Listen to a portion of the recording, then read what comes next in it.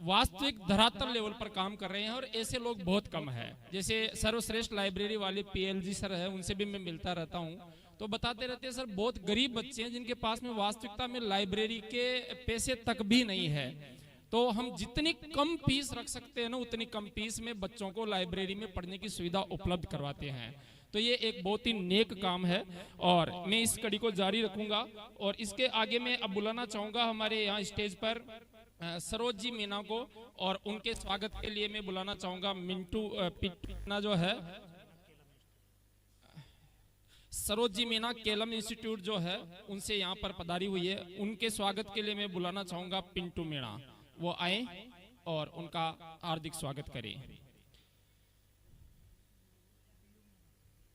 पीहू मीणा जो है वो यहाँ पर आए और उनके स्वागत।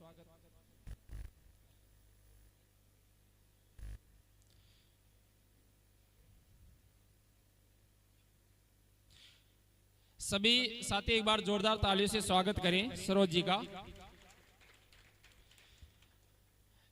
अगर राजस्थान में कोई शिक्षा नगरी अगर वास्तविक तौर पर देखा जाए ना, भले कोटा हो, लेकिन रेलवे के लिए अगर शिक्षा नगरी अगर कोई है तो वो केवल और केवल गंगापुर सिटी है।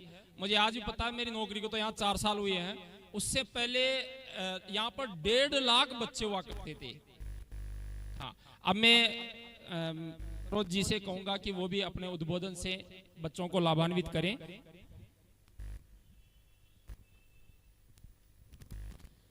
आए हुए सभी अतिथियों का मैं हार्दिक स्वागत करती हूँ, हार्दिक अभिनंदन करती हूँ। और सर्वश्रेष्ठ फाउंडेशन लाइब्रेरी का मैं थैंक यू बोलना चाहूँगी, बच्चों के बीच में आने का मुझे मौका दिया। और सभी विद्यार्थियों के लिए मैं उज्जवल भविष्य की कामना करती हूँ। जैसे कि अभी पंचोली सर कह रहे थे कि अपने साथ में ईमानदारी जरूर बरतें।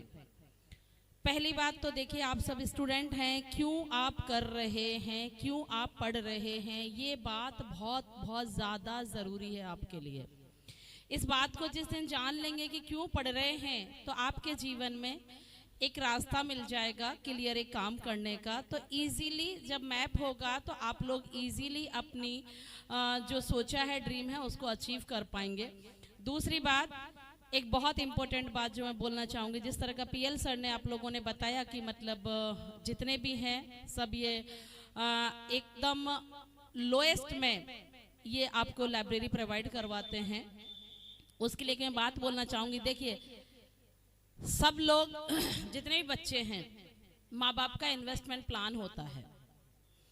LIC को सब लोग जानते हैं, जानते नहीं जानते, अपन पैसा जमा करते हैं, जब उसकी मैच्योरिटी डेट आती है तो हमें क्या मिलता है, लार्ज अमाउंट में रिटर्न मिलता है, नहीं मिलता है। सेम उसी तरह से बच्चे भी माँ बाप का एक इन्वेस्टमेंट प्लान है। बताती हूँ कैसे, एग्जाम्पल देती हूँ, शायद सुनने में थोड़ा अजीब लगेगा। गांव में नहीं कहते हैं कि बुढ़ापे की लाठी है, कहते हैं नहीं कहते हैं? इसका मतलब क्या है, आपको रिटर्न में देना है, देना या नहीं देना है, रिटर्न में पेरेंट्स को करना है नहीं करना है। दूसरी बात, जैसे अभी वकील साहब ने बताया था कि अभी तुम नौकरी लगोगे, दहेज में लोगे, ये भी एक उम्मीद है। वो इन्वेस्टमेंट प्लान कैसे, बताती हूँ। तुम्हारे पेरेंट्स टाइम टू टाइम आप लोगों की फीस जमा करके, टाइम टू टाइम आप लोगों की रिक्वायरमेंट फुलफिल करके, वो इसी उम्मीद के साथ में आपकी EMI भर रहे हैं। जस्ट लाइक आपकी जो ज़रूरत है वो एक EMI ही है। वो इसलिए भर रहे हैं कि आपकी जब मैच्योरिटी डेट आएगी, जब आप 25 साल के होंगे, तो आप कंप्लीटली क्या हो गए होंगे, मैच्योर्ड। मैच्योरिटी आ जाएगी LIC की, जो आपको रिटर्न में करनी है। और अगर आप नहीं करोगे तो क्या होगा, सोशल सिविल खराब होगा, है ना, लोग गाली देंगे नहीं देंगे। दूसरी बात, महज सिर्फ इतनी सी ही बात नहीं है, इसमें और भी चीजें हैं, अभी एड ऑन है। आप क्या करेंगे, यदि जीवन का निर्माण आपका ठीक ढंग से होता है तो आपके जीवन में जब आपकी मैच्योरिटी डेट हो रही होगी तो आपके जीवन में चारों तरफ रोशनी ही रोशनी होगी। अदरवाइज स्पार्किंग होगी तो भट भट भट भट। अब आप समझ सकते हो कि क्या क्या नुकसान होगा जब स्पार्किंग होगी। तो जो घर वालों ने जो चीजें बसाई हैं, चाहे वो टीवी है, फ्रिज है, मोबाइल है, वो सब लोग क्या होंगे, वो सारी चीजें और खराब होंगी वो और तुम्हारे ही माथे हैं, तुम्हें ही करनी है। इसका मतलब जब तुम्हारी मैच्योरिटी डेट हो रही होगी, जब तुम 25 साल के होंगे, तुम्हें अपने आप को भी देखना होगा, तुम्हारी शादी ब्याह भी हो गए होंगे, उन जिम्मेदारियों को भी निभाना होगा। इधर से जो आप लोगों के पेरेंट्स हैं उस टाइम पे कितने साल के होंगे? 50 साल के। अब सीधी सी बात, जब 25 साल आप लोगों के पीछे पैसा उन्होंने इन्वेस्ट किया है, वो आदमी रिटर्न लेगा ही सही। और आप लोग ये तो सोचे मत कितनी आसानी से जिंदगी जो है ये हो जाएगी। चिंता आपको करनी है कि आप जब मैच्योर्ड होंगे तो कैसे होंगे। आपके जीवन में स्पार्किंग होनी चाहिए या चारों तरफ रोशनी होनी चाहिए, ये आपके ऊपर डिसाइड करता है कि क्या आप उनमें से चुनोगे। क्लियर चीज़ है, आप पेरेंट्स की भी जिम्मेदारी निभा रहे होंगे, आप अपने आप की भी जिम्मेदारी निभा रहे होंगे, और 2-3 साल बाद में आपके भी बच्चे हो गए होंगे, उनकी भी जिम्मेदारी निभा रहे होंगे। इट मीन्स आप 3 जनरेशन की जिम्मेदारी निभा रहे होंगे। आज आपके पेरेंट्स भी निभा रहे हैं। प्रकृति का नियम है, सर्किल है, चलता ही है। हमने जिससे लिया है वो हमें लौटाना पड़ता ही है। क्लियर हो गई चीजें? समझ में आई या नहीं आई? स्पार्किंग वाली जिंदगी चुनोगे या रोशनी वाली जिंदगी? रोशनी वाली जिंदगी चुनोगे तो समय बहुत कम है, डिसीजन लेना बहुत ज्यादा जरूरी है। आप लोग जिस स्टेज पे भी हैं, मुझे नहीं पता किस स्टेज पे हैं, आप लोगों की एज के हिसाब से समय बहुत कम है। एक टोटली फ्रेम लेके हमें काम करना चाहिए, बिना फ्रेम के कोई काम नहीं होता। दूसरी एक और चीज, बहुत कम शब्दों में मैं एक चीज बात बोलूंगी। एक्चुअली करने वाले काम बहुत सारे होते हैं। अभी एडवोकेट साहब ने भी बताया, पंचोली सर ने भी बताया, एडवोकेट जो करने वाले कामों की लिस्ट इनफाइनाइट होती है, उसे हम नहीं बना सकते। लेकिन मैं आप लोगों से कहती हूँ कि जिंदगी बहुत आसान हो जाएगी, बहुत नहीं बहुत ही ज्यादा आसान हो जाएगी यदि हम नहीं करने वाले कामों की लिस्ट बना लें तो।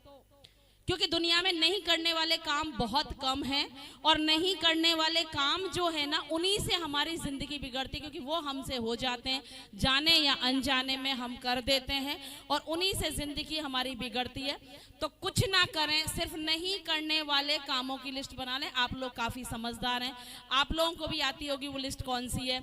नहीं आती है तो आपके सर्किल में जो भी लोग हैं, जो सीनियर पर्सन है, जो अच्छे लोग हैं, जिनकी सोशल सिविल बहुत अच्छी है, जिनका सामाजिक सर्किल बहुत अच्छा है, जो पढ़े लिखे लोग हैं, आपके पेरेंट्स भी हो सकते हैं, आपके टीचर्स भी हो सकते हैं, आपके फ्रेंड सर्किल भी हो सकता है, कोई भी हो सकता है। तो जो आपके आसपास सराउंडिंग में जो समझदार लोग हैं, उन लोगों से पूछ के कि भाई क्या क्या कमियां मेरे में हैं और मैं क्या अपने आप में अपडेट कर सकता हूं, तो सिर्फ और सिर्फ नहीं करने वाले कामों की लिस्ट बना लें और उनको आजीवन कभी ना करें। जिंदगी ऑटोमेटिक आपकी बहुत अच्छी एक फ्रेम में चलेगी। दूसरी एक चीज, आप लोगों के सर्किल में जो भी व्यक्ति फेल हुआ है, ये जीवन निर्माण की बातें हैं। जिंदगी में जो इंसान फेल हुआ है, चाहे आपका दोस्त हो सकता है, आपके घर में भी कोई हो सकता है, आपके पिताजी भी हो सकते हैं, आपका भाई भी हो सकता है। ऐसा नहीं कि चारों तरफ हमारे सक्सेस ही लोग हैं। फेलियर लोगों की कहानियों पे ज्यादा ध्यान दें। पास होने वाला आपको कभी नहीं बताया कलेक्टर कैसे बनना है। उसका वजह यह है कि ऐसा नहीं है कि वो कलेक्टर बना है, वो नहीं चाहता कि उसके गांव में और कलेक्टर बने। लेकिन होता क्या है कि मैं जब कलेक्टर बनी हूं तो मुझे एक तो मेरी कलेक्टर की जो खुशी है, मेरी फैमिली को भी वो और मुझे भी, उसे भुनाने में टाइम एंगेज हो जाता है। दूसरी बात, उस लाइफ को हम जीना स्टार्ट कर देते हैं, तो मेरे पास वो टाइम नहीं रहता, या वो नहीं सोच पाती कि मुझे यार औरों के लिए सोचना है, तो वो नहीं बताएगा कि कैसे कलेक्टर बनना है। लेकिन जो फेल हुआ है वो मंच के माध्यम से चीख चीख के चिल्ला के बोलेगा कि भाई ऐसे फेल होते हैं। उस पे तो हम काम कर ही सकते हैं। तो नहीं काम करने वालों की लिस्ट में आ गई कि वो जो फेलियर लोग हैं उन पे हम काम करें। दूसरी एक और बात, मंच के माध्यम से या किताब के माध्यम से, कोई दीवार के माध्यम से कोई भी अच्छी बात सुने, महज उनको सुन के ना रहें, उन्हें अपने जीवन में खाने पानी की तरह यूज करें। तो ही जीवन सक्सेस है, अदरवाइज नहीं है। अच्छी बातें तो दीवारों पर रोज लिखी होती हैं, आप उन्हें अपने जीवन में कितना उतार पाते हैं ये बहुत ज्यादा इम्पोर्टेंट है। देखिए, मैं इस मन से जो भी बोलती हूँ, जैसे पंचोली सर को अभी सुना, काफी उनका एक्सपीरियंस, काफी उनके संघर्ष, काफी उनका डेडिकेशन दिखता है। मैं जो भी इस मंच से बोलती हूँ, मैं सिर्फ और सिर्फ वही बोलती हूँ जो मैंने जीवन को जिया है, बाहर से पढ़ी हुई किताबें नहीं बोलती। दूसरी बात, जो मैं करने के लिए आप लोगों को बोल रही हूँ वो रियल में प्रैक्टिकली मैं हूँ, मैं वही करती हूँ। मुझे सीखने को कभी भी कहीं से मिल सकता है। पता है, कल का ही मैं एग्जाम्पल बता रही हूँ। मेरा बेटा है, 15 साल उसका एज है। मैं थोड़ा सा, मेरा नेचर बचपन से रहा है कि लोगों की बहुत ज्यादा हेल्प करने का। तो पता नहीं, बेटे को मैं डांट रही थी किसी बात को लेके, तो मेरे को बोलता है कि आप ऐसा क्यों कर रही हो। तो मैंने कहा कि नहीं, मैं क्या करूं, मेरा स्वभाव ही ऐसा है। मैंने उसको बोला, बेटे को यूं डांट रही थी मैं, बेटा मेरा बहुत इंटेलिजेंट है, बहुत ही इंटेलिजेंट है, लेकिन सिंसियरिटी नहीं है। जैसे पंचोली सर ने कहा कि सिंसियरिटी बहुत ज्यादा जो है, सिंसियरिटी नहीं है।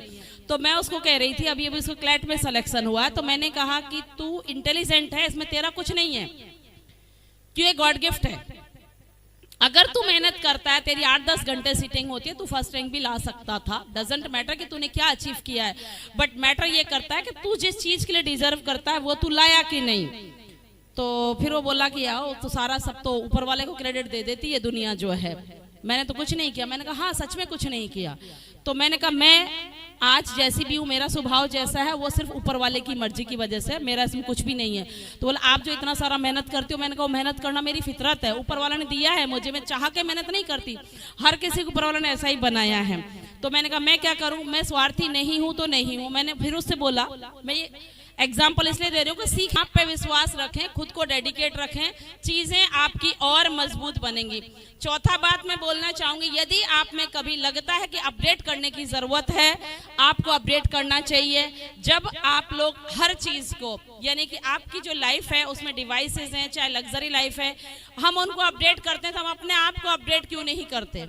आप अपने सराउंडिंग लोगों से पूछें, डिस्कस करें कि यार मेरे में कोई कमी दिखती है क्या। और जो कोई यदि बताता है, जैसे कहते हैं ना, एक दोहा है किसी का, निंदक नियरे राखियो, कि हमेशा बुराई करने वाले को अपने पास में रखना चाहिए। तो आप अपनी कमियां निकलवाएं, उन कमियों पे काम करें ताकि आप अपने आप को अपडेट कर सकें। क्योंकि पहले का जमाना थोड़ा अलग था, आज थोड़ी अपडेट वर्जन में चीजें अलग हैं। उसके वजह यह है कि पहले के जो हम लोग पले बड़े हैं, वो समाज के थपेड़ों में पले बड़े हैं। यानी कि दादी भी थी, दादा भी थे, बुआ भी थी, चाची भी थी, चाचा भी थे, ताइयां भी थी, ताऊ भी थे। तो अरे छोरा क्या कर रहा है, इधर मत जा, ऐसे नहीं करना, वैसे नहीं करना। तो ये समाज के थपेड़े, जॉइंट फैमिली के थपेड़े जो हमको पड़े, तो हम तो मजबूत रहे। आप लोग आजकल जॉइंट फैमिली कम हैं, तो उसके चलते थोड़ा सा क्या है, इन चीजों में कहीं ना कहीं ये आती है। तो आप अपने निर्माण में अपने आप को ही, अपनी कमियां ढूंढते रहें। पहले हमारे सर्किल में बहुत हमारी कमियां बताने वाले हुआ करते थे, हमारे क्राइटेरिया एक नक्शा बना के रखते थे, हमारे जो भी जॉइंट फैमिली मेंबर हुआ करते थे, चाहे भले ही वो जाने अनजाने में करते थे, चाहे भले ही वो किस तरह से भी हमको डांटते थे, लेकिन कहीं ना कहीं उनमें हमारा निर्माण तय था, उन्हीं में हमारा निर्माण छुपा हुआ था। आज वो चीजें नहीं रही हैं, छोटे परिवार हो गए, या परिवार भी छोटे भी हो गए, अलग भी रहते हैं। तो वो चीजों के लिए आप अपने आप को अपडेट करें, अपनी कमियां खुद ढूंढें, अपने सर्किल वालों से ढूंढवाएं, और उन कमियों को, अपने आपकियों को खत्म करें, और तो अपने आप में अपडेट हो जाएंगे। यदि इन छोटी छोटी बातों को आप अपने जीवन में उतारते हैं, तो डेफिनेटली आपका एक संपूर्ण जीवन बहुत अच्छे से निर्माण होगा। और जब आप 25 साल के हो रहे होंगे और आपकी जब मैच्योरिटी डेट आ रही होगी, तो डेफिनेटली आपके जीवन में चारों तरफ रोशनी ही रोशनी होगी। अब डिपेंड आपके ऊपर करता है कि आप अपने जीवन में स्पार्किंग लाते हो या फिर रोशनी लाते हो। समय का अभाव है, मैं इतना कह के अपने शब्दों को विराम देती हूँ। थैंक यू सो मच पूरी टीम को। बहुत बहुत धन्यवाद मैडम, बहुत सारी अच्छी बातें बताई इन्होंने। सबसे इम्पोर्टेंट बात ये थी कि एक फेलियर इंसान आपको फेल होने के 50 चीजें बता सकता है।